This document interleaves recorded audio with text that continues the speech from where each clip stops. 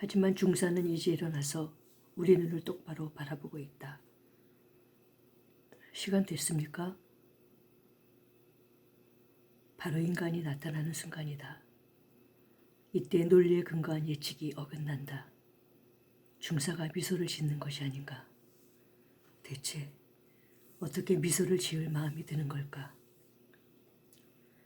파리에서 메르모즈와 내가 친구 몇 명과 누구 생일이었는지는 모르겠지만 어쨌거나 밤새 축하 파티를 한 후 이른 아침에 어느 바의 문턱에 서 있었다.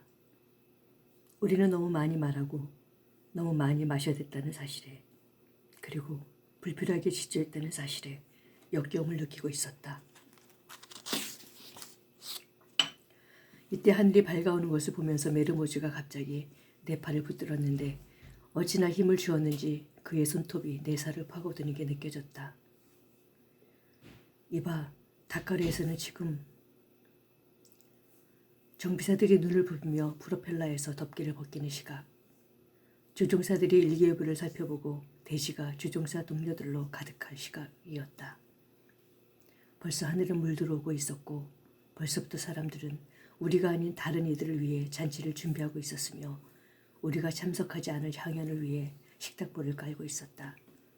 그리고 또 다른 이들은 위험을 무릅쓰고 있었다. 여긴 참으로 더럽군. 하더니 메르모즈가 입을 다물었다. 그렇다는 중사여, 그대는 죽을 만한 가치가 있는 어떤 향연에 초대받았는가? 나는 그대의 고백을 들은 적이 있다. 그대는 내게 자기 이야기를 해주었지. 바르셀로나 어딘가에서 평범한 회계사였던 그대는 조국의 분열 따위에는 신경 쓰지 않고 그저 숫자를 늘어놓고 있었다. 하지만 한 동료가 입대하고 두 번째, 세 번째 동료가 입대를 하자 그대는 놀라운 변화를 겪었다. 자신의 직업이 하찮게 느껴지기 시작한 것이다. 그대의 즐거움, 근심, 사소한 안락함, 이 모든 것들은 이미 다른 시대의 것이 되어버렸다. 이제 그런 것들은 전혀 중요하지 않게 되었다. 그러다 친구 중 하나가 말라가 쪽에서 전사했다는 소식이 들린다.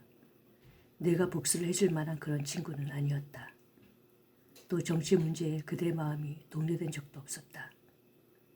하지만 이 소식이 마치 바닷바람 한 줄기가 불어오듯 당신들 위로, 당신네 그 협소한 운명 위로 지나간다. 그날 아침 한 동료가 그대를 쳐다보았다. 우리 갈까? 가자. 그리고 그대들은 그곳으로 갔다. 그대가 말로 표현하지는 못했지만 그 명백함에 굴복할 수밖에 없었던 진리를 납득할 수 있게 해줄 몇몇 영상이 떠올랐다.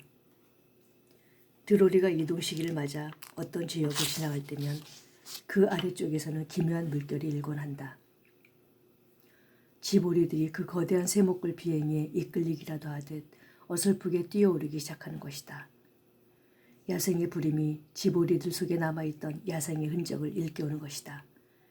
그리하여 농장의 우리들이 아주 짧은 순간 철새로 둔갑한다.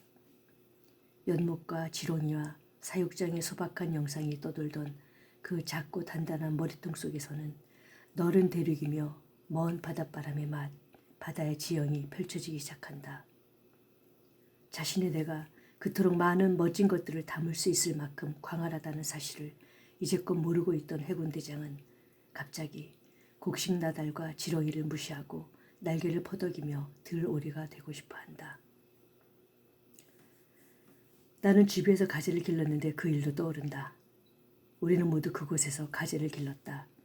탁 트인 곳에 친 철망 울타리 안에 가젤들을 가두어 놓았는데 이건 가젤이 불어오는 바람을 필요로 하는 더없이 연약한 동물이기 때문이다. 어릴 때 잡힌 가젤은 사람 손에 풀을 뜯어먹는다. 우리가 쓰다듬어도 가만히 있고 자신의 축축한 주둥이를 손바닥에 쑤셔박는다. 그러면 우리는 가젤들이 길들여졌다고 믿는다. 숨통을 소리 없이 끊어버리고 천천히 죽음으로 내모는 알 수 없는 슬픔으로부터 가젤을 구해냈다고 믿는다. 하지만 어느 날 여러분은 사막을 향해 서서 자신의 작은 뿔로 울타리를 밀어붙이는 가젤의 모습을 보게 될 것이다. 가젤은 자기장을 띈다. 가젤은 자신이 여러분에게서 도망친다는 사실을 알지 못한다. 가젤은 당신이 가져다 두는 우유를 선선히 마신다. 쓰다듬어주면 여전히 가만히 있으며 당신의 손바닥에 자기 주둥이를 더 부드럽게 밀어넣는다. 하지만 사람의 소나기를 벗어나기만 하면 가젤은 공중공중 뛰어 다시 울타리 앞으로 간다. 당신이 그냥 내버려두면 가젤은 울타리에 맞서 싸울 시도도 해보지 않고 그저 거기에서 목덜미를 수그린 채 그 작은 뿔로 울타리를 꾹 밀어붙이고만 있다. 목숨이 다할 때까지 말이다. 사랑의 계절인가? 아니면 그저 숨이 차도록 힘껏 달리고자 하는 단순한 욕구인가? 가젤도 그건 모른다. 누군가 여러분에게 가젤을 잡아다 주었을 때 가젤은 아직 눈을 뜨지도 않았었다. 가젤은 모래에서 만끽하는 자유에 대해서나 수컷의 냄새에 대해 전혀 모른다. 하지만 여러분은 가젤보다 훨씬 더 똑똑하다.